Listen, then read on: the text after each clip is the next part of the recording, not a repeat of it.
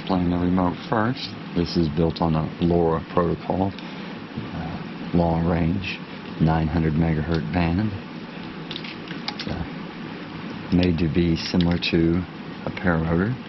Of course, the antenna I elected for a flexible whip antenna so that it wouldn't get broken if you fell down. Or pretty durable. It's got a built-in lithium-ion battery that's rechargeable. So you charge it through here, have it on and off. Curious thing about this is when you turn it on, the color and tone also has a buzzer. The color and tone indicates the state of the battery charge, and every time it chirps while in operation there'll be a chirp tone and a color which will also indicate the charge status.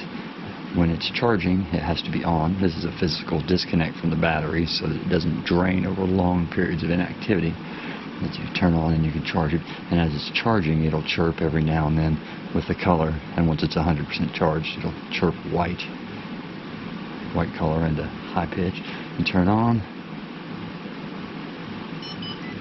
that means we're about 100% on battery charge. Not surprised. It's sending a chirp signal every second, about every 5th chirp or so. Can't remember. It actually indicates the chirp. But right now you don't hear it, but it is sending a chirp every second.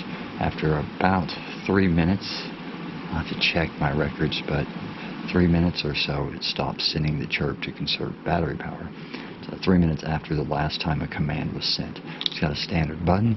The button has a couple different settings. Of course, your quick push, red, stop. Red is always stop.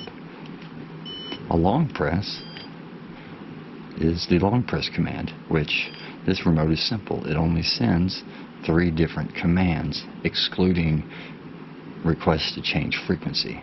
The simple stop is 1, and then of course you have your long, and that'll cycle through modes. Anytime you triple press, that's another mode. You notice the color and the tone changes. The triple press is actually the reel in press. Now 6 press is to change radio frequencies, and it actually changes the frequency. You have 3 choices.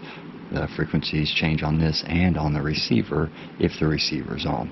The receiver's not on right now, so I'm just changing the transmitter. If the transmitter and receiver ever get out of sync, like they would be if I do this, it changed the frequency of this, but this isn't on, so they're not synced anymore. You just cycle through the frequencies until you see them catch. I'll show you the receiving side here momentarily, but let's go back to 6, which was the first frequency. I think that's 900 something. I'll post the actual specs up on the screen. But 1, 2, 3, 4, 5, 6. We'll go back to the default frequency. It stores the last frequency you had it on, so that if you were to choose the 2nd or 3rd frequency after you power it off, power back on, it'll still be on the 2nd or 3rd frequency. Anytime you miss 3 seconds worth of chirps in a row, it automatically defaults to idle. It quits pulling. But let's see, that's the remote.